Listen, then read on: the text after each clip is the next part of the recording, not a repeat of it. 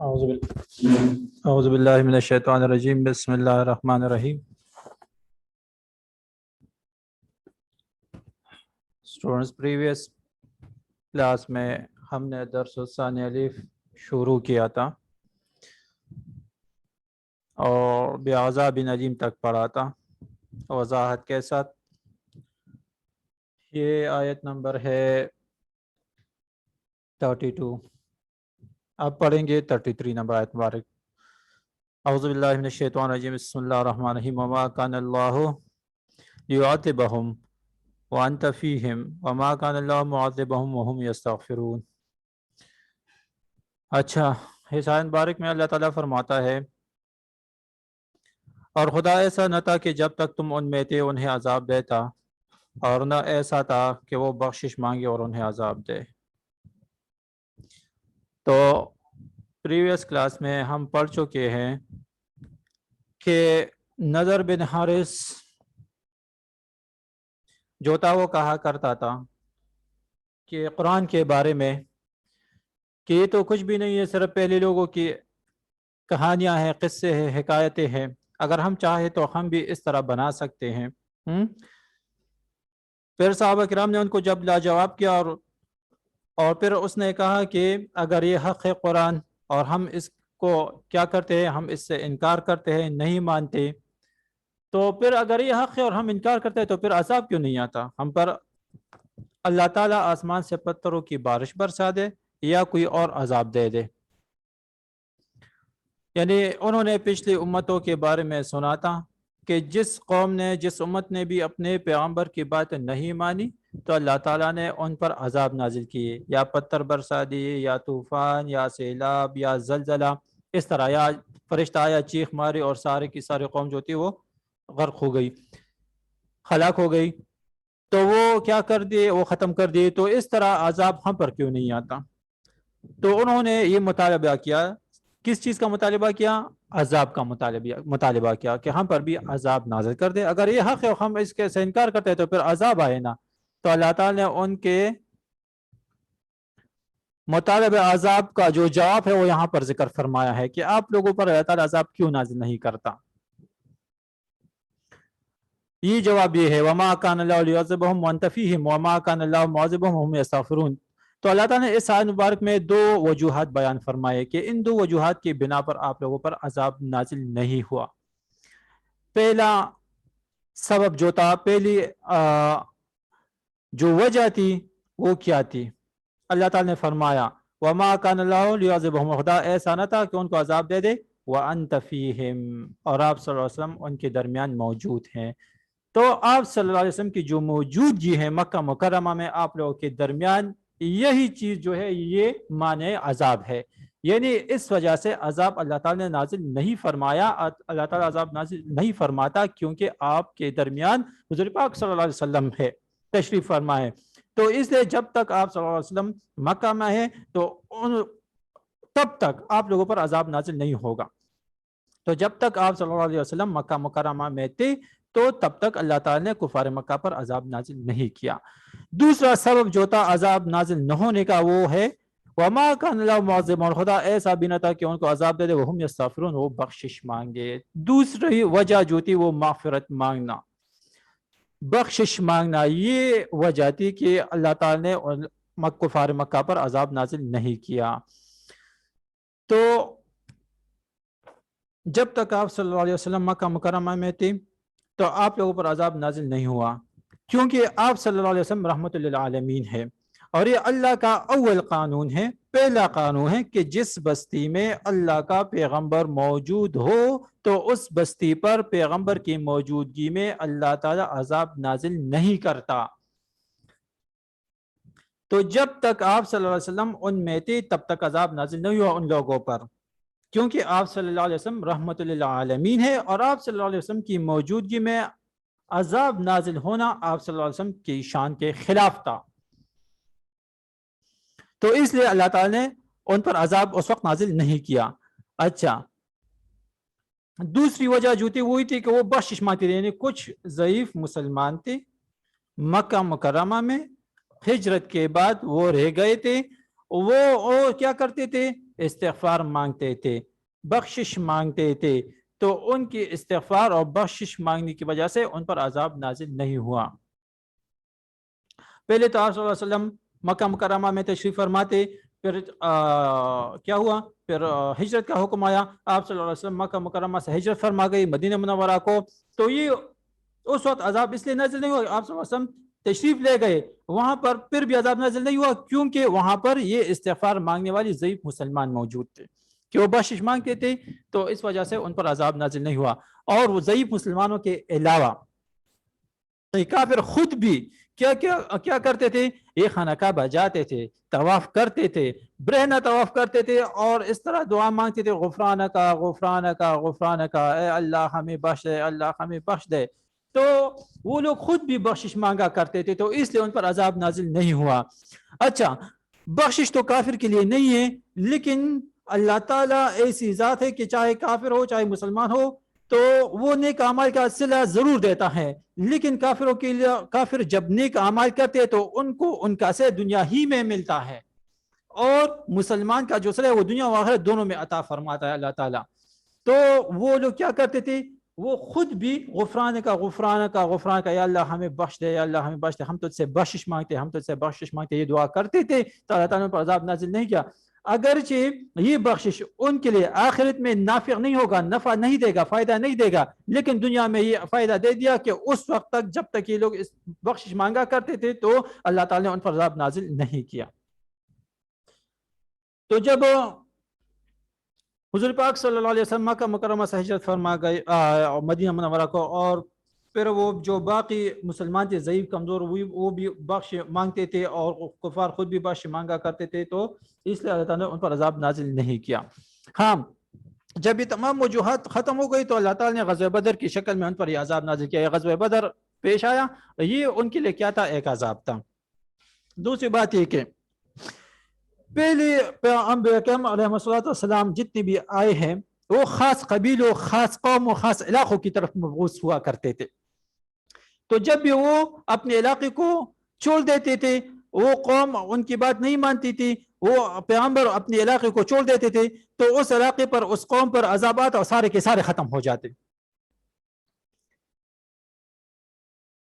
لیکن آپ صلی اللہ علیہ وسلم کی امت پر اس طرح عذاب نازل نہیں ہوگا کہ پورے کی پوری قوم، پورے انسان ختم ہو جائے، کیونکہ آپ صلی اللہ علیہ وسلم رحمت اللہ عالمین ہے، آپ صلی اللہ علیہ وسلم تا قیامت تک نبی ہے، آپ صلی اللہ علیہ وسلم کے بعد اور کوئی نبی نہیں آئے گا، تو یہ حضور پاک صلی اللہ علیہ وسلم کے طفیل اللہ تعالیٰ اس قوم پر ایسا عذاب نازل نہیں کرے گا کہ اس سے پورے کی پوری قوم ہلاک ہو جائے۔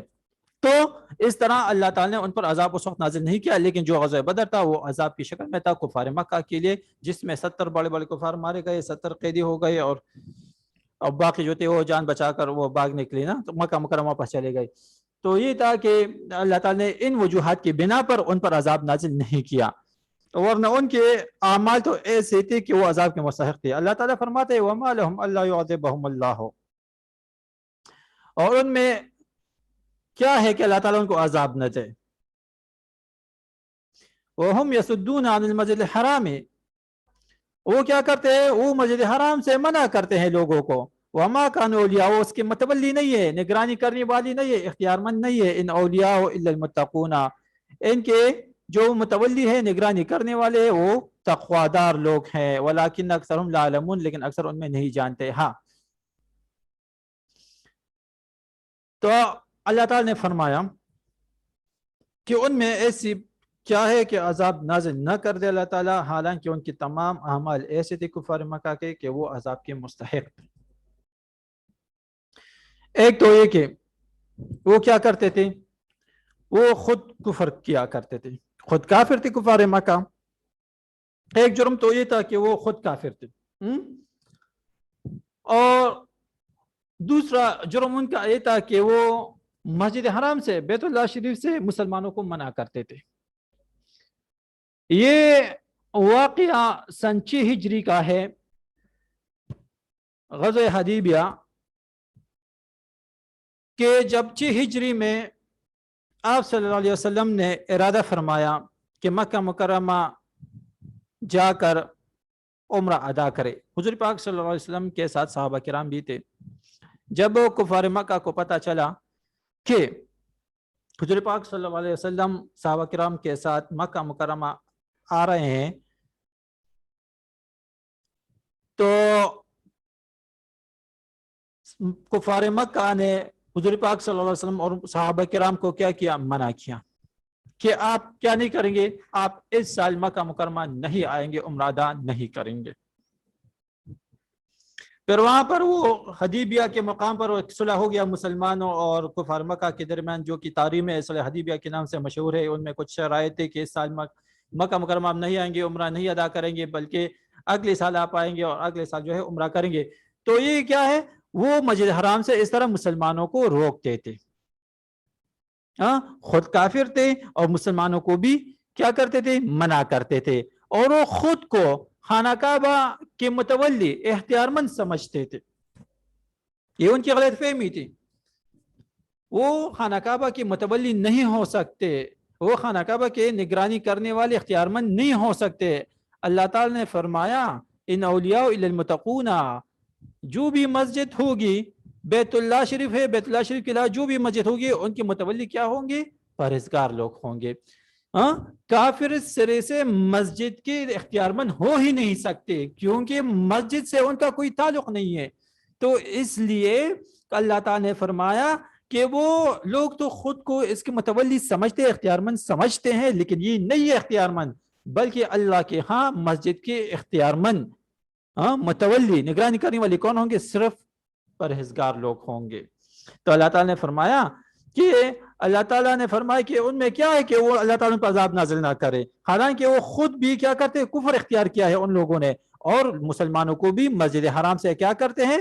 روکتے ہیں، اور خود کو اس کی متولی سمجھتے ہیں۔ تو اللہ تعالیٰ نے فرمایا یہ اس کی متولی نہیں ہے، کوئی کافر مسجد کی خانہ کعبہ کے علاوہ عام مسجد کے بھی متولی نہیں ہو سکتے، اختیار مند نہیں ہو سکتے۔ پھر اللہ تعالیٰ نے فرمایا وَمَا كَانَ صَلَاتُهُمْ عند البیت الا مکاء وتصدیہ فذوقوا العذاب بما کنتم تکفرون، اور ان لوگوں کی نماز خانہ کعبہ کے پاس سیٹی اور تالیاں بجانے کے سوا کچھ نہیں تھی۔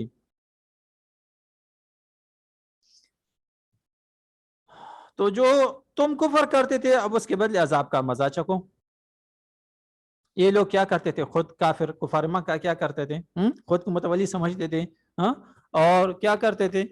ان کی عبادت کیا تھی؟ وہ خانہ کعبہ کے قریب آتے، خانہ کعبہ آتے تو کیا کرتے تھے؟ وہ سیٹیاں اور تالیاں بجاتے تھے، مسلمانوں کو روکتے تھے عبادات سے خانہ کعبہ میں، اور خود کیا کرتے تھے؟ آتے خانہ کعبہ اور وہاں پر سیٹیاں اور تالیاں بجاتے تھے۔ تو یہ سیٹیاں تالیاں بجانے یہ کیا ہے؟ یہ کوئی عبادت ہے؟ عبادت نہیں ہے۔ یہ سیٹیاں بجانا، تالیاں بجانا یہ کوئی ایسا فعل نہیں ہے کہ جس پر لوگ ان کو شاباش دیتے، یا جس کے لوگ تعریف کرے، یا جس کو لوگ ٹھیک بھی کہہ دے۔ یہ چیزیں جو تھی یہ ٹھیک نہیں تھی، اور یہ لوگ کیا کرتے؟ آتے تھے اس طرح وہ سیٹی اور تالیاں بجاتے تھے۔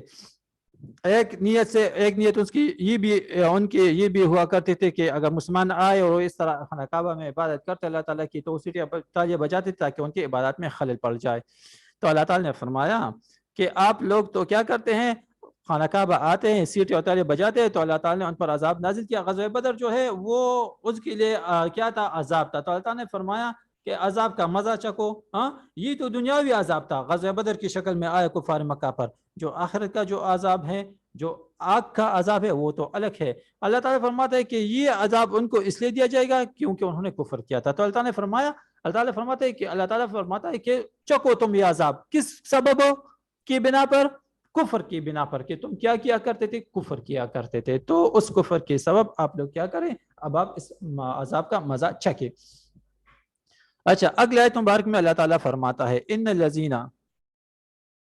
کفروا ينفقون اموالهم ليصدوا عن سبيل الله فسينفقونها ثم تكون عليهم حسرة ثم يغلبون والذين كفروا الى جهنم يحشرون۔ ہاں، اللہ تعالیٰ فرماتا ہے جو لوگ کافر ہیں اپنا مال خرچ کرتے ہیں کہ لوگوں کو خدا کے راستے سے روکے، سو ابھی اور خرچ کریں گے مگر آخر وہ خرچ کرنا ان کے لیے مجھے بھی افسوس ہوگا اور وہ مغلوب ہو جائیں گے اور کافر لوگ دوزخ کی طرف ہانکے جائیں گے۔ اچھا، اس آیت مبارک میں اللہ تعالیٰ فرماتا ہے کہ کافر لوگ کیا کرتے ہیں؟ اپنا مال خرچ کرتے ہیں۔ کس غرض سے؟ اس غرض سے کہ تاکہ لوگوں کو اسلام سے روکے، تاکہ لوگ اللہ تعالیٰ پر ایمان نہ لائے، تاکہ لوگ اسلام قبول نہ کرے، تاکہ لوگ حضور پاک صلی اللہ علیہ وسلم کی رسالت کو نہ مانے۔ اس طرح وہ اسلام سے روکنے کے لیے اپنی مال کیا کرتے؟ خرچ کرتے ہیں۔ تو اللہ تعالیٰ نے فرمایا یہ اور بھی اپنا مال خرچ کریں گے، مال خرچ کریں گے اور آخر میں کیا ہو جائیں گے؟ وہ مغلوب ہو جائیں گے۔ کیا ہو جائیں گے؟ مغلوب، شکست کا جائیں گے اور وہ پھر افسوس کرتے رہیں گے اور قیامت کے دن اللہ تعالیٰ کافروں کو جہنم میں ڈال دے گا، ہانکا جائے گا لوگوں کو جہنم کی طرف۔ تو بات اس طرح تھی کہ جب 2 ہجری میں غزوہ بدر پیش آیا، اللہ تعالیٰ نے غزوہ بدر میں مسلمانوں کو فتح عطا فرمائی اور کفار کو شکست سے دوچار کیا۔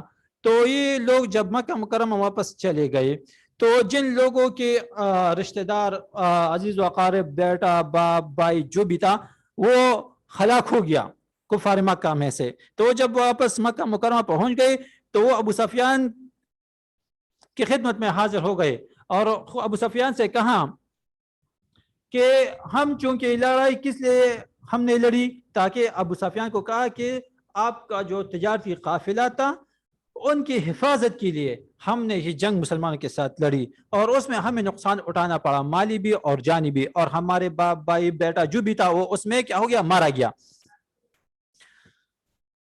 تو اس لیے اب یہ چاہیے کہ جو تجارتی قافلہ مال کما کر لے آیا ہے تو اس مال کو مسلمانوں کے خلاف، مسلمانوں سے انتقام لینے کے لیے خرچ کیا جائے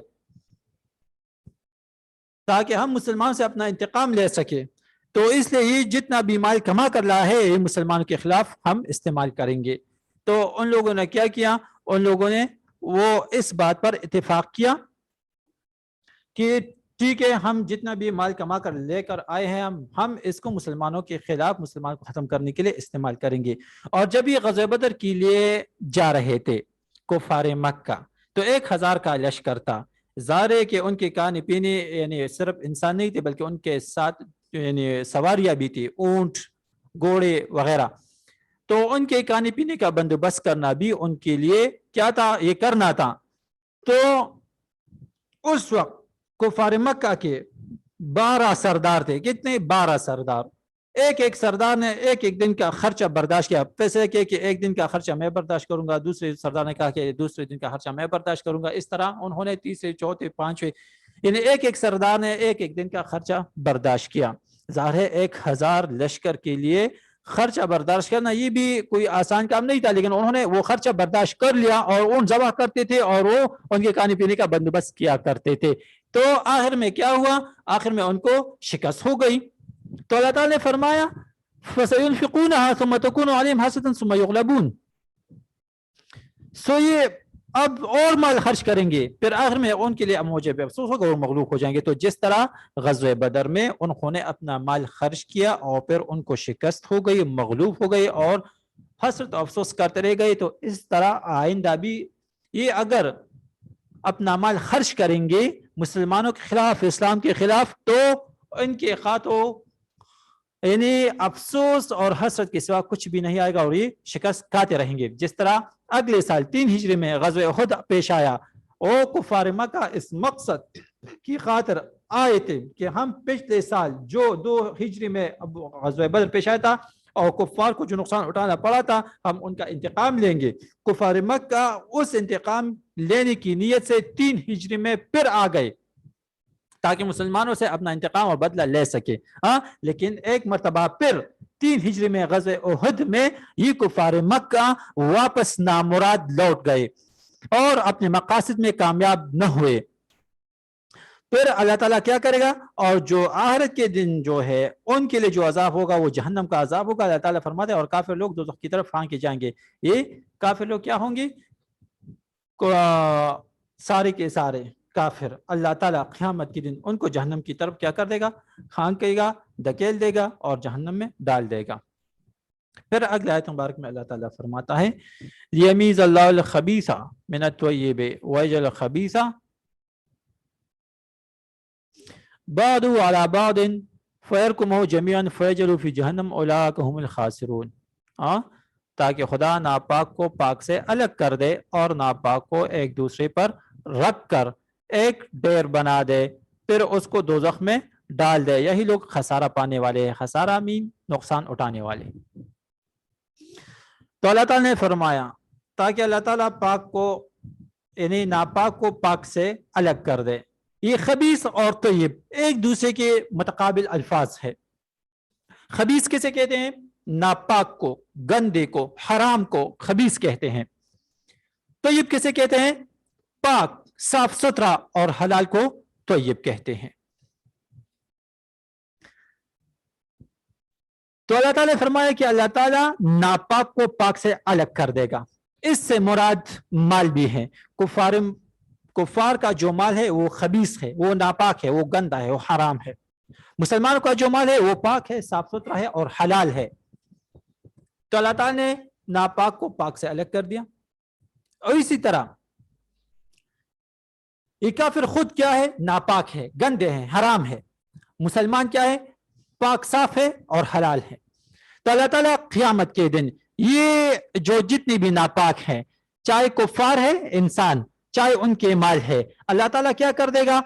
एक दूसरे के ऊपर रख देगा, ढेर बना देगा, फिर उसको उस ढेर को क्या कर देगा? फयजलु फी जहन्नम, जहन्नम में डाल देगा।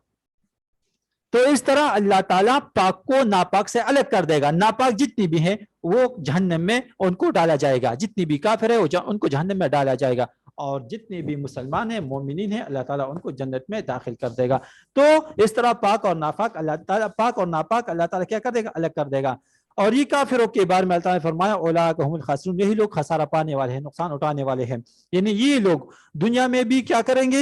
यानी उन्होंने नुकसान उठाया, नुकसान उठाते रहेंगे। ये जितनी भी आजकल के दौर में भी कुफ्फार लोग पैसे खर्च करते हैं एनजीओस की सूरत में, तालीम पर, सेहत पर, उनका मकसद क्या है? मुसलमान के साथ भलाई करना, उनकी खैर ख्वाही करना? बिल्कुल नहीं, बल्कि इसके पीछे उनके और मकासद होते हैं ताकि मुसलमानों को नुकसान दिया जाए, मुसलमानों को अपने दीन से हटाया जाए। तो इस तरह है कि अल्लाह जितने भी कुफार अपना माल खर्च करेंगे वो अपने मकासद में कामयाब नहीं होंगे, और दुनिया में भी माल की सूरत में उनको नुकसान उठाना पड़ेगा, और आखिरत में जो है वो क्या होंगी? जहन्नम में डाले जाएंगे। तो इस तरह वहाँ पर भी उनको नुकसान उठाना पड़ेगा, क्योंकि जहन्नम जो है वो नुकसान ही की जगह है। अच्छा, ये आप आ जाए अब इस अल्फाज मानी की तरफ। स्टूडेंट्स, ये जो है ये अल्फाज मानी इस दर से लिए गए हैं। युस्बिदु की मानी है वो कैद कर दें। असातिरुल अव्वलीन की मानी है पहलों की कहानियाँ। मुकान की मानी है सीटियाँ। तस्दियतन की मानी है तालियाँ। और फ़यर को महू की मानी है वो जमा करे उसे। ये अल्फाज माने पेपर जब होगा तो इससे ऑब्जेक्टिव्स, जो ऑब्जेक्टिव्स का हिस्सा होता है, हिस्सा अलिफ, ये इन्हीं अरबी अल्फाज उर्दू माने से वो ऑब्जेक्टिव्स आते हैं। तो ये याद करना लाजमी है। अच्छा,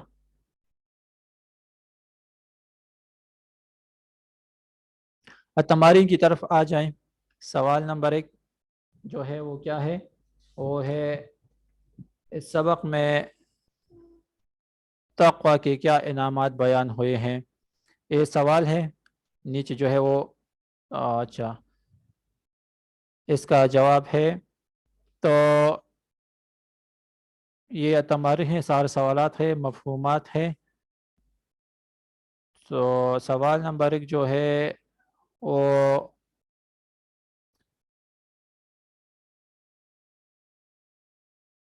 ये इस सबक में तक़वा के क्या इनामात बयान हुए हैं। अच्छा, तक़वा के बारे में ये जो आपने दर्स पढ़ा, बिल्कुल पहली आयत मुबारक में आप पढ़ चुके हैं। पहली आयत मुबारक में आप लोगों ने पढ़ा है कि अल्लाह ताला ने फरमाया है कि اے مومنو جب تم تقوی اختیار کروگے تو اس کے بدلے میں 3 انعامات عطا کی جائیں گے. 3 انعامات عطا کی جائیں گے. وہ 3 انعامات کیا ہیں؟ آپ نے پریویس لیکچر میں پڑھا ہے کہ اللہ تعالیٰ نے فرمایا مومنوں کو کہ اگر تم اے مومنوں تقوی اختیار کرو گے تو اس کے بدلے میں تمہیں 3 انعامات عطا کی جائیں گے. وہ 3 انعامات کیا تھے؟ وہ ہے فرقان، ایک تھا فرقان، ایک انعام ہے کفارہ سیئات، اور تیسرا انعام جو ہے وہ کیا ہے؟ وہ ہے بخشش. پہلے تقوی کسے کہتے ہیں؟ نوٹس میں اسٹوڈنٹ سے بات ذہن میں رکھے کہ نوٹس آپ کو ملیں گے، اسکول کی طرف سے آپ کو نوٹس ملیں گے. تو ان نوٹس میں جو ہے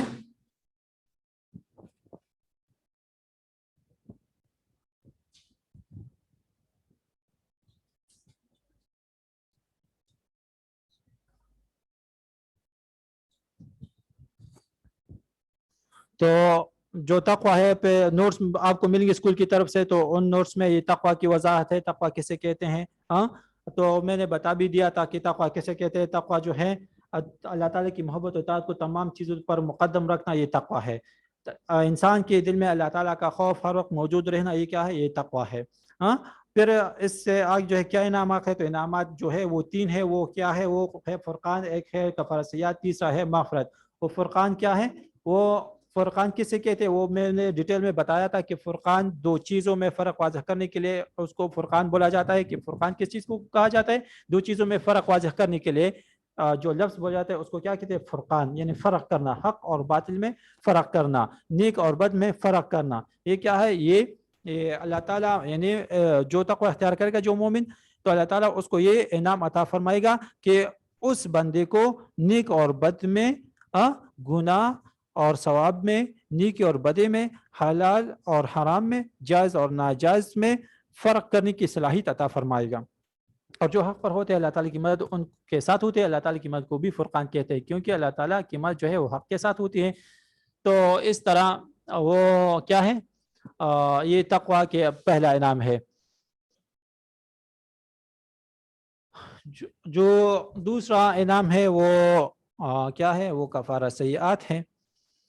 کفارہ سیئات، کفارہ سیئات یعنی اللہ تعالیٰ اس بندے کو، جو بندہ تقوی اختیار کرے گا، جو دوسرے انعام عطا فرمائے گا، وہ ہے کفارہ سیئات. یعنی اللہ تعالیٰ ان کو ایسے اعمال صالحہ کی توفیق عطا فرمائے گا.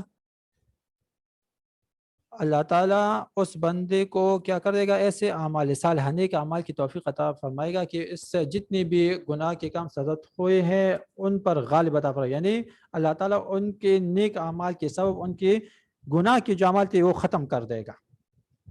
تمام خطاؤں پر وہ کیا ہو جائے گا؟ وہ غالب ہو جائیں گے ان کے نیک اعمال. اور تیسرا جو انعام ہے وہ مغفرت ہے. دیکھیں اسٹوڈنٹس، یہ ہے سوال نمبر 1. یہ جواب میں آپ ہیڈنگ دیں گے، کیا کریں گے؟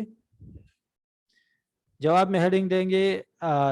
جب جواب ہیڈنگ دے دے تو پھر جو ہیڈنگ دے دے ذہنی خاکہ، ذہنی خاکہ ہیڈنگ دو گے تو پھر ذہنی خاکہ بناؤ گے. یہ ذہنی خاکہ ہے. تقوی کے انعامات، ایک ہے فرقان، ایک ہے کفارہ سیئات، اور تیسرا انعام جو ہے وہ مغفرت ہے. یہ اس طرح ذہنی خاکہ آپ بنائیں گے. یہ ذہنی خاکہ صرف آپ کو سمجھانے کے لیے، آپ کو گائیڈ کرنے کے لیے. باقی ضروری نہیں کہ آپ اسی طرح کا ذہنی خاکہ بنائیں. آپ اپنی طرف سے خود بھی ذہنی خاکہ بنا سکتے ہیں. الفاظ یہ ہوں لیکن جو خاکہ ہے، جو ڈیزائن ہے، وہ آپ اپنی طرف سے دے سکتے ہیں. اس سے خوبصورت آپ کے ذہن میں ہو وہ آپ بنا سکتے ہیں. اچھا، تقوی کی طرف دیکھیں. جس طرح کہ میں نے بتا بھی دیا کہ جو تقوی ہے یہ کسے کہتے ہیں؟ جو شخص اللہ تعالیٰ کی محبت و اطاعت و محبت کو تمام چیزوں پر مقدم رکھ کے، اسے قرآن کی اصطلاح میں تقوی کہا جاتا ہے. دیکھیں یہ لفظ جو ہے یہ ہم نے بلیک مارکر سے لکھا ہے. تو جو بھی جواب میں امپورٹنٹ ورڈ ہوگا وہ آپ نے بلیک پوائنٹر سے، بلیک مارکر سے لکھنا ہوگا. اللہ کا خوف ہر وقت انسان کے دل میں ہونا تقوی یعنی پرہیزگاری کہلاتا ہے. اس کے سلسلے میں 3 چیزیں عطا ہوتی ہیں. आपको ये लिखने की जरूरत नहीं है स्टूडेंट्स, आपको नोट्स मिलेंगे, जैसा कि मैंने बता दिया कि स्कूल की तरफ से आपको नोट्स मिलेंगे, तो इसको लिखने की जरूरत नहीं है। सिर्फ और सिर्फ जो है आप क्या करेंगे, आप इसको सिर्फ देखें, आप इसको देखिए ताकि आपका जहन क्लियर हो जाए। रिटन फॉर्म में भी आप जो मैंने कहा है रिटन फॉर्म में भी स्क्रीन पर आ जाए ताकि आप ये देख ले और आपकी समझ में अच्छी तरह आ जाए। हाँ, कफारा सय्यात का मतलब है गुनाहों का बदल, फुरकान फर्क करना, फैसला करना, माफिरत, ये 3 इनामात है। फिर इसके बाद इसका क्या है, डिटेल है। फुरकान, हाँ, जिस तरह मैंने कहा फुरकान उस चीज के लिए बोल जाता है जो चीजों में फर्क वाजह करे, इसलिए फैसले को फुरकान कहते हैं क्योंकि हक व बातिल में फर्क वाजह करता है। अल्लाह की मदद को भी फुरकान कहा जाता है क्योंकि इसके जरिए अहले हक को फतह और उसके मुखालिफ को शिकस्त होकर हक व बातिल का फर्क वाज़ेह हो जाता है। अल्लाह की नुसरत, नुसरत किसे कहते हैं, मदद को कहते हैं। फतह, इमदाद और हिफाजत उनके साथ होती है और कोई उनको नुकसान नहीं पहुंचा सकता। कफारा सय्यात, दूसरी चीज जो तक़वा के सिले में अता होती है वो कफारा सय्यात है, यानी जो गलतियां उनसे सरजद होती है, यानी इंसान से गलतियां सरजद होती हैं तो फिर दुनिया वो तक़वा इख्तियार कर लेता है तो अल्लाह ताला दुनिया में उनको कफारा, उनका कफारा यानी और बदल कर दिया जाता है, यानी उनको ऐसे आमाल सालिहा, नेक आमाल की तौफीक दी जाती है जो उनकी खताओं पर गालिब आ जाते हैं।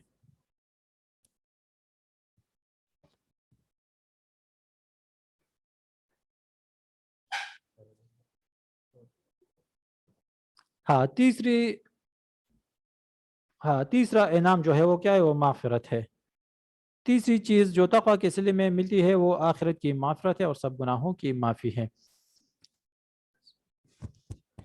अच्छा, ये क्वेश्चन सवाल नंबर 1 हो गया। सवाल नंबर 2, 3 और मफ़हूमात इंशाल्लाह नेक्स्ट पीरियड में डिस्कस करेंगे। और आपका जो होमवर्क है वो यही है कि आज जो हमने अदरसानी अलिफ के जो बक़ी आयत मुबारक पढ़े, आयत नंबर 33 से लेकर आयत नंबर 37 तक, आखिर तक, यानी आयत नंबर 33 से लेकर आखिरी आयत तक, आयत नंबर 37 तक, इन आयत मुबारक का तर्जुमा आपने याद करना है। ये आपका होमवर्क हो गया। Unmute your mic. सर अस्सलाम वालेकुम। वालेकुम अस्सलाम। सर जी कुफारा सय्यात पर समझाए। कफारा सय्यात गुनाहों का बदल किसे कहते हैं, इसका मतलब क्या है, गुनाहों का बदल, यानी जिस बंदे से गुनाह के काम सरजद होते हैं, हुए हैं पहले, और फिर वो तक़वा इख्तियार कर लेता है, अल्लाह ताला का डर और खौफ उसके दिल में आ जाता है और तौबा कर लेता है, तो अल्लाह ताला उस तक़वा के बदले में उनको नेक आमाल की तौफीक अता फरमाता है। और वो नेक आमाल करेगा और इतने नेक आमाल की तौफीक अल्लाह ताला अता फरमाएगा कि उनकी गुनाह हो जो पिछले उन्होंने गुनाह के काम किए थे उन पर ये गालिब आ जाएंगे, तो उनके गुनाह खत्म हो जाएंगे।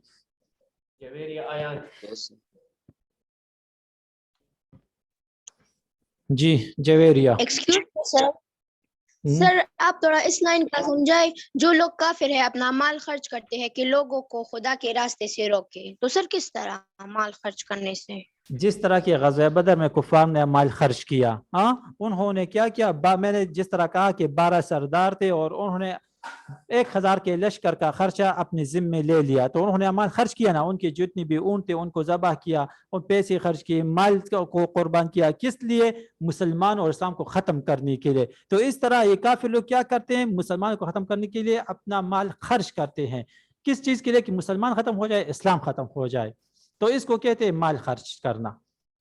इसी तरह हाँ, सादिया, सैयदा मरियम। सर ये हकायती, मुतवल्ली और मालूम, इन तीनों के मानी जरा बताएं। हिकायत का मतलब है किस्से, कहानियाँ, और मुतवल्ली का जो मतलब है वो निगरानी करने वाले, इख्तियारमंद। और तीसरा लफ्ज क्या था? मगलूब। मगलूब, शिकस्त का जाना। हाँ, कशफ नवाज।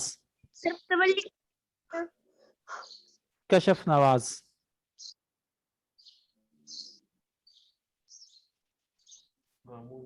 मामून, मामून।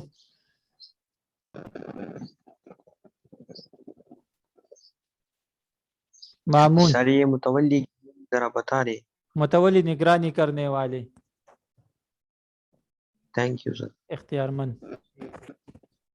سر سربراہی آ سکتا ہے, سربراہی کرنے والے. ہاں سربراہی زیادہ مناسب نہیں ہے, ٹھیک ہے لیکن مناسب نہیں ہے. سر یہ مسجد حرام سے یہاں پر ان کا بیت- کیا معنی ہے؟ بیت اللہ شریف, ہمایون. باقی جو مسجد نہیں ہے. اب باقی مساجد سے کیا ہے مراد ہے کہ کافر لوگ کسی بھی مسجد, چاہے بیت اللہ شریف ہو چاہے عام مسجد ہو, وہ کسی بھی مسجد کے یا بیت اللہ شریف کے متولی نہیں ہو سکتے. کافر ہے تو مسجد کا متولی کیسے بن سکتا ہے؟ تھینک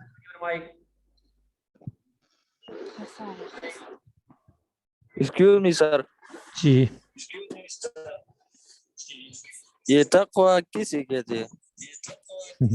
یہ تو میں نے کتنی مرتبہ میں نے پتہ نہیں اس کی وضاحت کی. تقوی کیسے کہتے ہیں؟ اللہ تعالیٰ کی اطاعت و محبت کو تمام چیزوں پر مقدم رکھنا, یہ تقوی ہے. دوسری آسان تعریف جو ہے, اللہ تعالیٰ کا خوف اور ڈر انسان کے دل میں موجود ہونا, یہ تقوی ہے.